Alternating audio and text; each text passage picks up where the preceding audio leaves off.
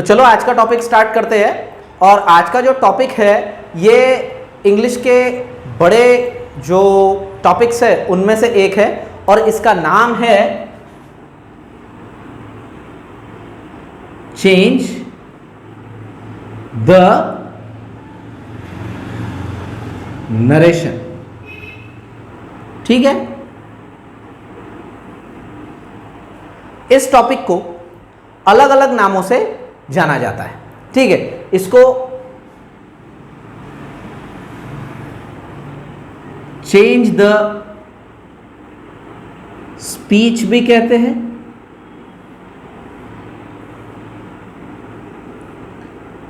Direct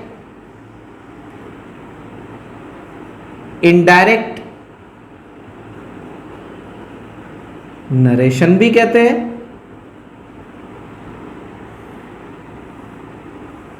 और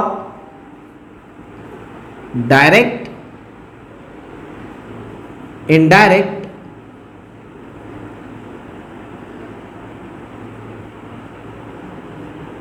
speech भी कहते हैं।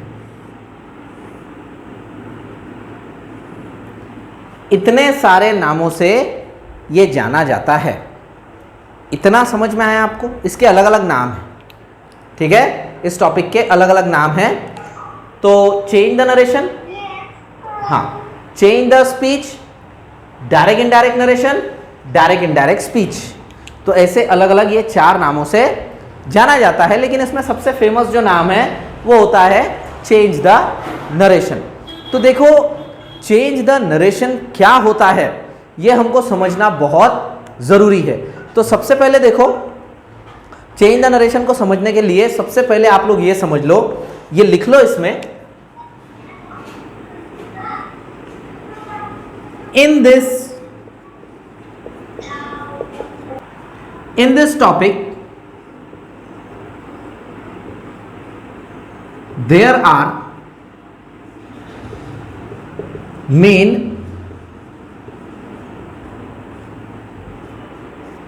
3 persons who play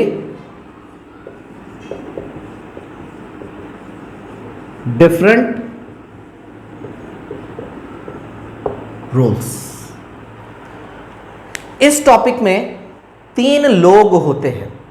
ये 3 लोग 3 अलग अलग रोल्स प्ले करते हैं, जिसमें का सबसे पहला होता है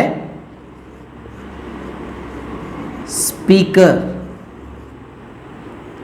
पहले आप लोग ये लिख लो, फिर मैं समझा देता हूं। Speaker, the person who makes the statement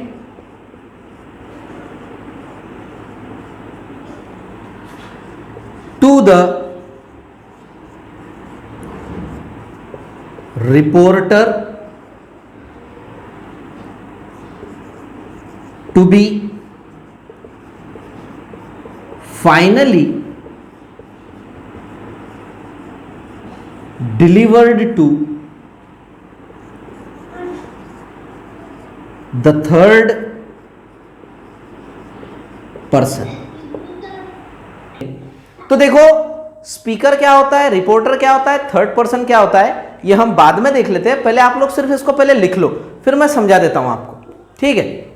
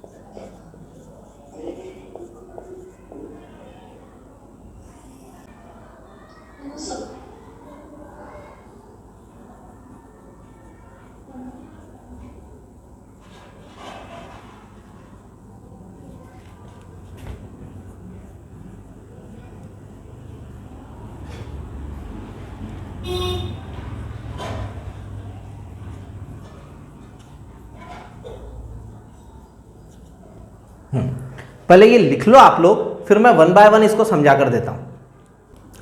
अब ध्यान से मेरी बात सुनो, मैंने यहां लिखा क्या है। In this topic there are main 3 persons who play different roles.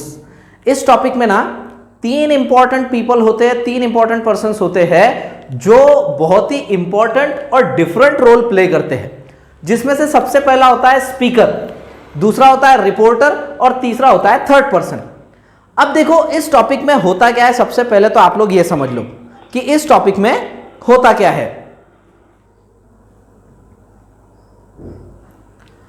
यहां पर जब एक पर्सन किसी दूसरे पर्सन को एक मैसेज देता है और मैसेज देकर कहता है कि ये थर्ड पर्सन को पहुंचा देना, जैसे ऐसा समझ लो कि मैं आप लोगों से ये कह रहा हूं कि देखो जो लोग प्रेजेंट है ना, वो लोग एब्सेंट लोगों को ये बता देना कि कल अपना क्लास, यानी मैं एग्जाम्पल दे रहा हूं, कल अपना क्लास रहेगा, सिर्फ एग्जाम्पल दे रहा हूं कि देखो जो लोग प्रेजेंट है ना, तो वो लोग क्या करेंगे, वो लोग उन लोगों को ये मैसेज देंगे कि कल अपना इंग्लिश का क्लास नहीं होगा। ठीक है, प्रेजेंट स्टूडेंट्स को एब्सेंट स्टूडेंट्स को यह बताना है कि कल अपना इंग्लिश का क्लास नहीं होगा। यह है एग्जाम्पल। अब देखो ये जो स्टेटमेंट है कि कल अपना इंग्लिश का क्लास नहीं होगा, ठीक है, ये किसने बोला है बताओ आप? कल अपना इंग्लिश का क्लास नहीं होगा, ये किसने बोला है? मैंने ना, मैंने बोला है। किसने बोला है? मैंने। तो मैं क्या हो गया? स्पीकर। क्यों मैं स्पीकर हो गया? The person who makes the statement to the reporter to be finally delivered to the third person. मैंने ये जो स्टेटमेंट है ये आपको कही, तो आप हो गए रिपोर्टर। क्यों? क्योंकि ये जो नोटिस थी, ये जो मैसेज है, ये आपके लिए नहीं है, बल्कि ये उन स्टूडेंट्स के लिए है जो आज प्रेजेंट नहीं है। जो आज प्रेजेंट नहीं है, ये ऐसे स्टूडेंट्स के लिए है। तो ऐसे समय में देखो क्या होगा, मैं हो जाऊंगा स्पीकर और आप हो जाएंगे रिपोर्टर। आप क्यों रिपोर्टर होंगे? क्योंकि ये जो मैसेज बना है, ये मैसेज आपके लिए नहीं है, बल्कि ये एब्सेंट स्टूडेंट्स के लिए है। एब्सेंट स्टूडेंट्स के लिए है, वो स्टूडेंट जो अभी एब्सेंट है। तो आप क्या करेंगे? आप ये मेरी बात सुनेंगे, आप लोग मेरी ये बात सुनेंगे और सुनकर जो एब्सेंट स्टूडेंट्स है उनको जाकर बताएंगे। अब जब एब्सेंट स्टूडेंट्स को आप जाकर बताएंगे तो आप हो गए रिपोर्टर। और रिपोर्टर कौन होता है? The person to whom the speaker makes the statement and then he delivers it to the third person. Reporter वो पर्सन होता है कि स्पीकर ने जो उसको कहा है वो उसको सुनता है और जाकर वो थर्ड पर्सन को बताता है। ठीक है, थर्ड पर्सन को बताता है। तो यहां पे जो एब्सेंट स्टूडेंट है वो एब्सेंट स्टूडेंट हो गए हमारे थर्ड पर्सन। वो एब्सेंट स्टूडेंट हमारे कौन हो गए? Third person. क्योंकि थर्ड पर्सन कौन होता है? The person to whom the statement reaches finally. Third person वो पर्सन होता है जिसको फाइनली हमारी स्टेटमेंट पहुंचती है, जो स्पीकर ने बोली थी रिपोर्टर के पास। जैसे कि आप देखो, अक्सर ऐसा होता है कि कोई जो पर्सन होता है ना, उसको यहां की बात वहां लगाने की बड़ी आदत होती है। ठीक है, जैसे कि हम हमारे दोस्त को बोलते, अबे वो तेरे बारे में तो ऐसा बोल रहा था। फिर वो दोस्त की बात सुनते, ये दोस्त को आके बोलते, ये दोस्त की बात सुनते, उसको जाके बोलते, अरे वो तू उसको बेस्ट फ्रेंड समझता, वो तो तेरे बारे में ऐसे बोल रहा था। तो आप देखो, जो पर्सन ये बातें इधर की उधर करता है ना, उसका नाम रखा जाता है रिपोर्टर। क्या नाम रख देते उसका? रिपोर्टर। अरे ये तो रिपोर्टर है, मतलब ये यहां की बात वहां और वहां की बात यहां रिपोर्ट करता है। आई बात समझ में? तो जो पर्सन एक जगह से बात सुनता है, ठीक है, स्पीकर की, और स्पीकर की बात वो जाकर पहुंचाता है थर्ड पर्सन को, वो पर्सन कहलाता है रिपोर्टर। जिसने ये बात कही वो स्पीकर, जिसको बोली वो रिपोर्टर, और जिसको जाकर पहुंचाने के लिए बोला वो थर्ड पर्सन। तो ये आपको तीनों पर्सन समझ में आए क्या? पक्का? तीन ही लोग हैं, तीन ही लोग हैं। एक स्टेटमेंट बोल रहा है, ठीक है, रिपोर्टर को ना आप संदेशवाहक बोल सकते हो, पोस्टमैन। रिपोर्टर जो होता है ना, ये पोस्टमैन का काम करता है।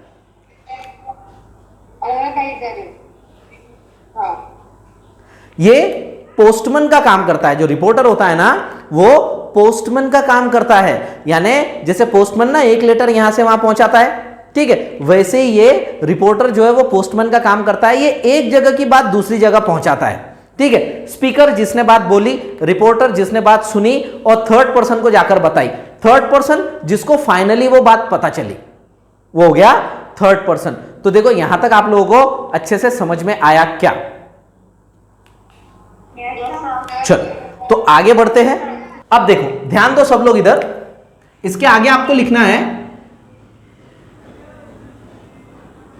According to the way the reporter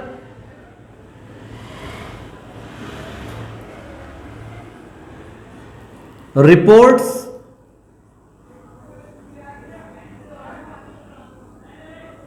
the statement to the third person,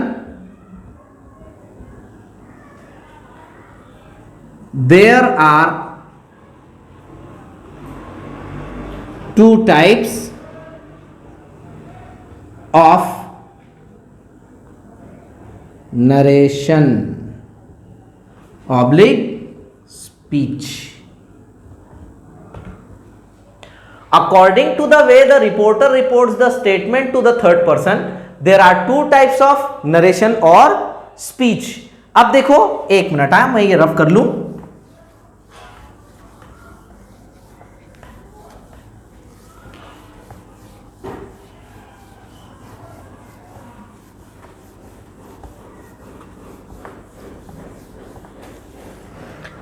अब ध्यान से मेरी बात सुनो बेटा, जैसे कि मैंने आपको बताया स्पीकर वो पर्सन होता है जो कि वो स्टेटमेंट करता है, रिपोर्टर वो होता है जो वो रिपोर्ट करता है जाके थर्ड पर्सन को, और थर्ड पर्सन वो होता है जिसके पास फाइनली वो मैसेज पहुंचता है। यहां तक तो आपको समझ में आया। अब जब वो रिपोर्टर रिपोर्ट करता है जाकर किसको, थर्ड पर्सन को, तो वो किस तरीके से रिपोर्ट करता है, इस हिसाब से नरेशन के दो प्रकार होते हैं। Number 1 direct narration. Direct narration, अब देखो स्पीकर ने ना रिपोर्टर को बात बोल दी है, अब रिपोर्टर को जाकर बताना है थर्ड पर्सन को। अब ये रिपोर्टर थर्ड पर्सन को कैसे जाकर बताता है, ठीक है, इस हिसाब से नरेशन के दो टाइप्स होते हैं। एक डायरेक्ट नरेशन। अब ये डायरेक्ट नरेशन क्या होता है, if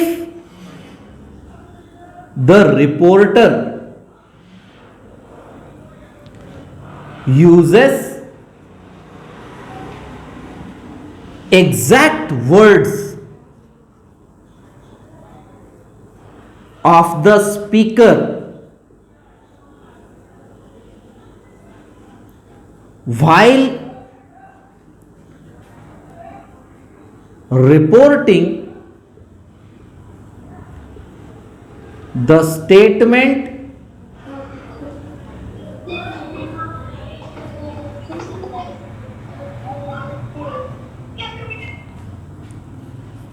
to the third person,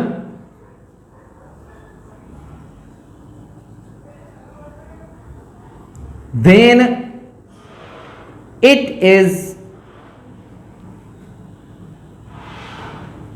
called as direct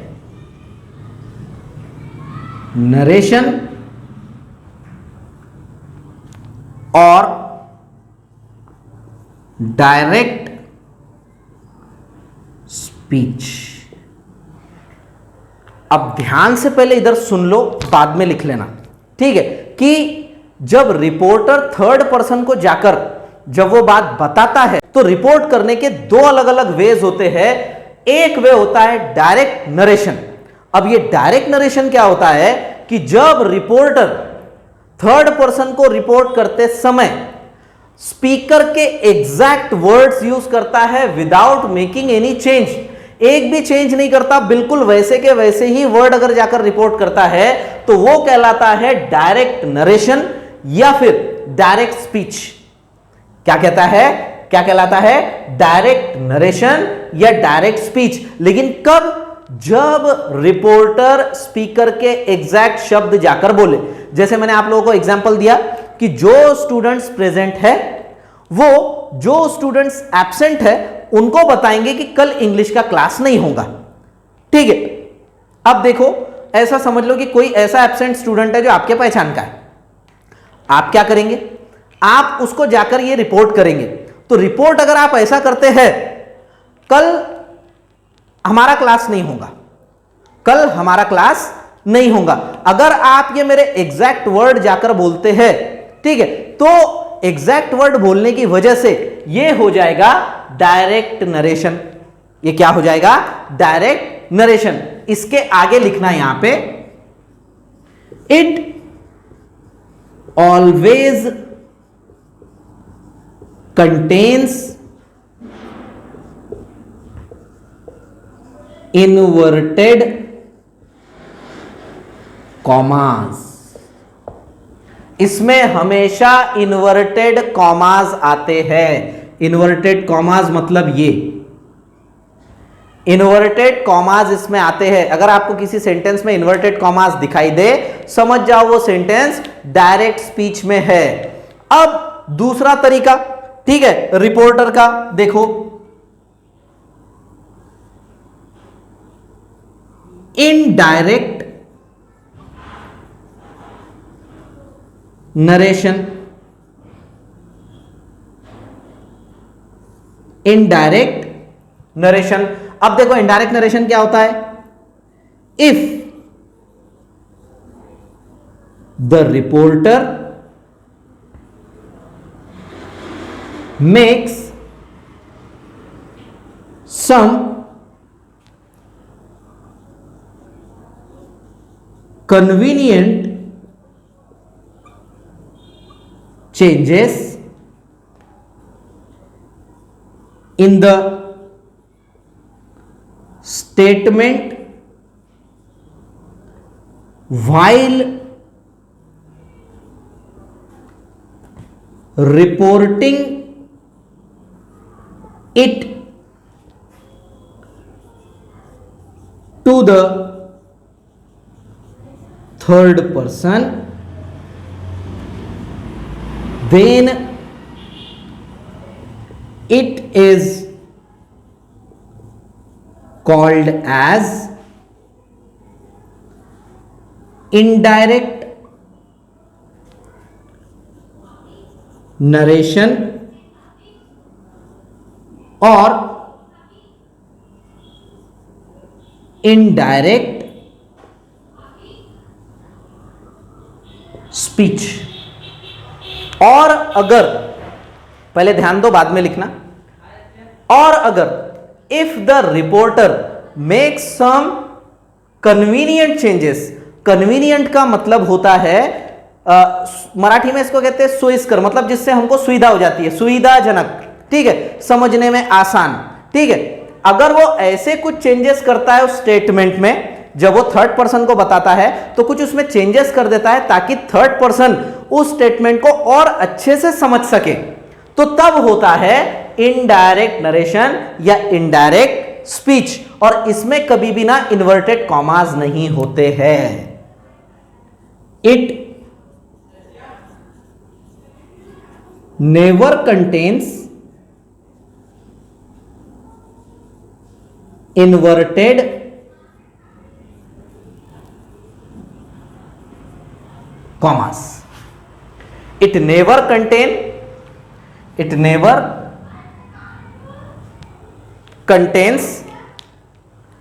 inverted commas. It never contains inverted commas. ठीक है। अब देखो, अगर रिपोर्टर एग्जैक्ट वर्ड्स यूज करता है स्पीकर के तो डायरेक्ट नरेशन। अगर कुछ चेंजेस कर देता है, जैसे देखो, अब अगर आप जाकर एब्सेंट स्टूडेंट को मेरा मैसेज देंगे तो आप क्या मैसेज देंगे प्रॉपरली? चाउ सर ने कहा है कि कल उनका इंग्लिश का क्लास नहीं होगा। चाउस सर ने कहा है कि कल उनका इंग्लिश का क्लास नहीं होगा। अब देखो मैंने आपको मैसेज क्या दिया था, एब्सेंट स्टूडेंट्स को बताना कल अपना क्लास नहीं होगा, एब्सेंट स्टूडेंट को बताना कल अपना क्लास नहीं होगा। अब आप अगर जाकर यही एब्सेंट स्टूडेंट को कहते हैं कि कल अपना क्लास नहीं होगा, ठीक है, तो एब्सेंट स्टूडेंट आपको बोलेगा अपना भाई कौन सा क्लास नहीं होगा। अगर वो आपके साथ और कोई क्लासेस करता है तो क्या बोलेगा, अपना कौन सा क्लास नहीं होगा। जब आपको क्लियर करना पड़ेगा कि चाउस सर वाला क्लास नहीं होगा। और अगर आप एक ही सेंटेंस में कह देते हैं चाउस सर ने कहा है कि कल उनका क्लास नहीं होगा, तो यहां पर देखो सब बात क्लियर हो गई, आपको दूसरा स्टेटमेंट बोलने की जरूरत नहीं। आपने मेरे स्टेटमेंट में थोड़ा सा चेंज किया, कन्वीनियंट चेंज, और आपने अपने कुछ वर्ड्स लगाकर थर्ड पर्सन को जाकर जब वो बोला, थर्ड पर्सन को स्टेटमेंट अच्छे से समझ में आ गया, ठीक है, और आपको अलग से कोई स्टेटमेंट करना भी नहीं पड़ा। ये हो जाता है इनडायरेक्ट नरेशन। इसके अंदर कभी भी इन्वर्टेड कॉमास नहीं होते हैं। तो यहां तक आपको समझ में आया क्या? अब देखो इसके आगे आपको क्या देखना है, इसके आगे लिखो, इन this topic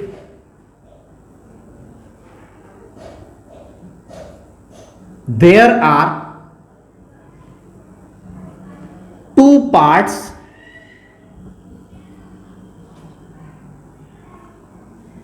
of the sentence। इस टॉपिक में जो सेंटेंस रहेगा उस सेंटेंस के दो पार्ट्स रहेंगे। Number 1, the part outside the inverted commas। अगर किसी को यह नहीं पता है कि इन्वर्टेड कॉमास क्या होते हैं, तो ये देखो इन्वर्टेड कॉमास ना ये ऐसे होते हैं,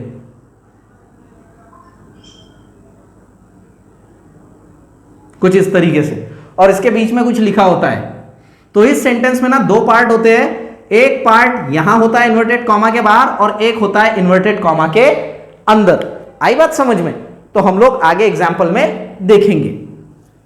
तो देखो इस सेंटेंस में, इस टॉपिक में सेंटेंस के दो पार्ट होते हैं, एक आउटसाइड द इन्वर्टेड कॉमास और दूसरा the part with in the inverted commas.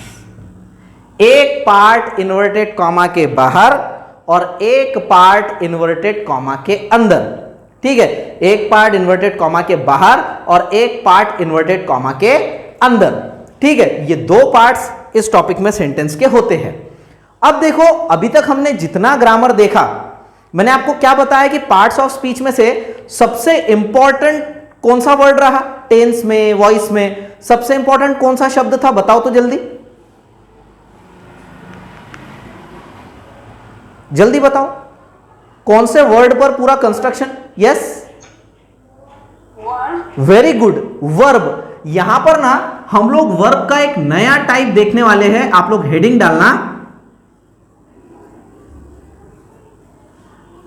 Reporting verb.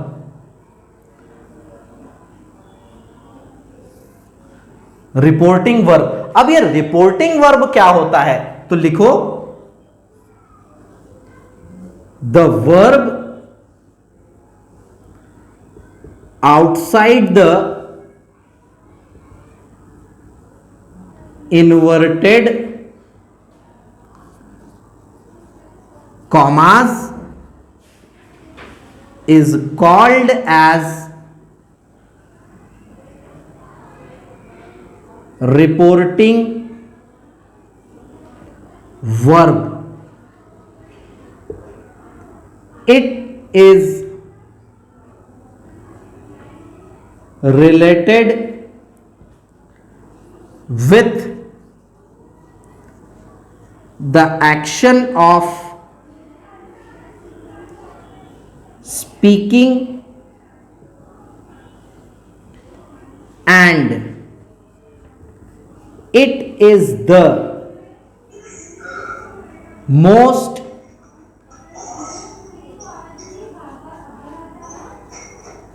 important word in this topic. What is mean by reporting verb? The verb outside the inverted commas is called as reporting verb. It is related with the action of speaking and it is the most important word in this topic. Reporting verb वो verb होता है जो inverted comma के बाहर होता है, मतलब इस पार्ट में आता है, आउटसाइड द इन्वर्टेड कॉमास। दूसरा, ये बोलने की एक्शन से रिलेटेड होता है, ठीक है, जैसे कि say, says, said, said to, asked, inquired, question, ठीक है, रिक्वेस्टेड, सजेस्टेड, ऑर्डर्ड, कमांडेड।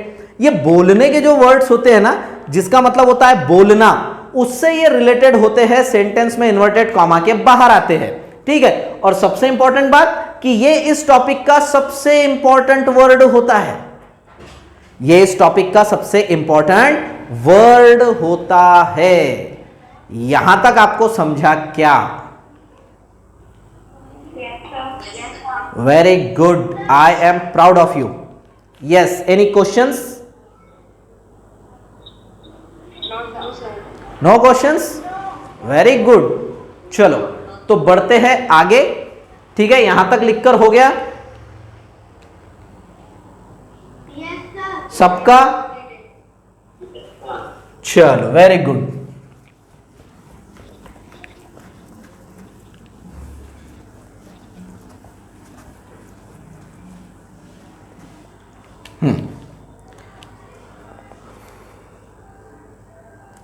ऐसा करो आप लोग, इसके नीचे लिखो, इसके अभी नीचे लिखो यहां पे,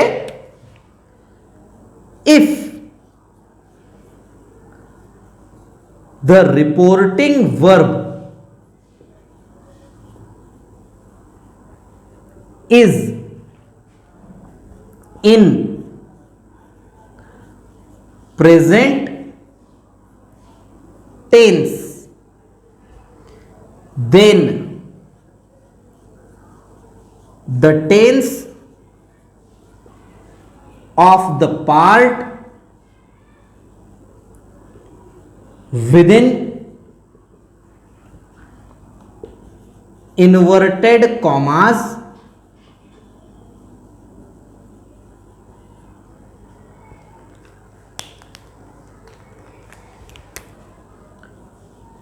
does not change,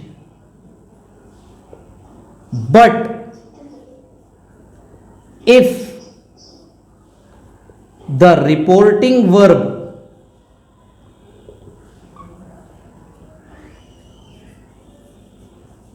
is in past tense, then the tense of the part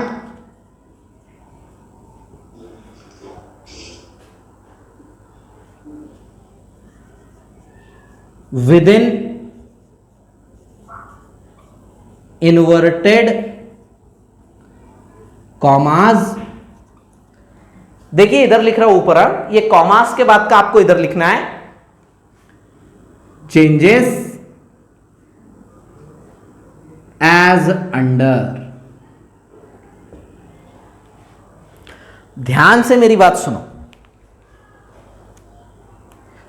अगर ये रिपोर्टिंग वर्ब प्रेजेंट टेंस में है तो इन्वर्टेड कॉमा के अंदर का जो टेंस होता है, इन्वर्टेड कॉमा के अंदर का जो पार्ट होता है, उसका टेंस आपको चेंज करने की जरूरत नहीं है। लेकिन अगर ये रिपोर्टिंग वर्ब पास्ट टेंस में है तो आपको डायरेक्ट टू इनडायरेक्ट करते समय इन्वर्टेड कॉमा के अंदर का जो पार्ट है उसका टेंस चेंज करना पड़ेगा। अब वो टेंस कैसे चेंज होता है वो हमको यहां देखना है, ठीक है। तो आपको यहां पर एक टेबल बनाना है,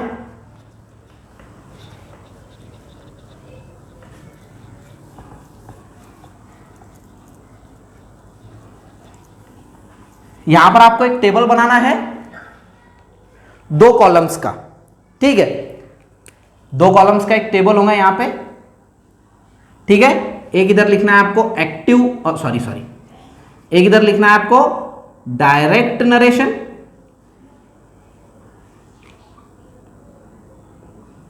और एक इधर लिखना है आपको इनडायरेक्ट नरेशन।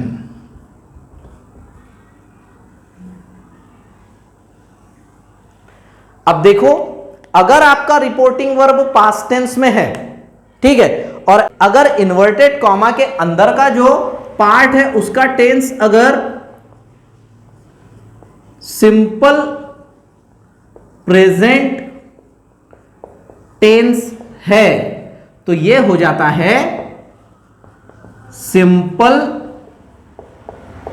Past tense.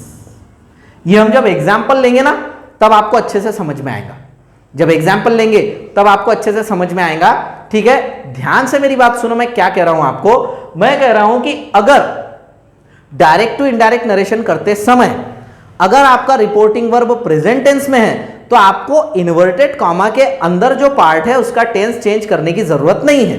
लेकिन अगर वो रिपोर्टिंग वर्ब पास्ट टेंस में है तो तब आपको क्या करना पड़ेगा, इन्वर्टेड कॉमा के अंदर का जो पार्ट है उसको चेंज करना पड़ेगा।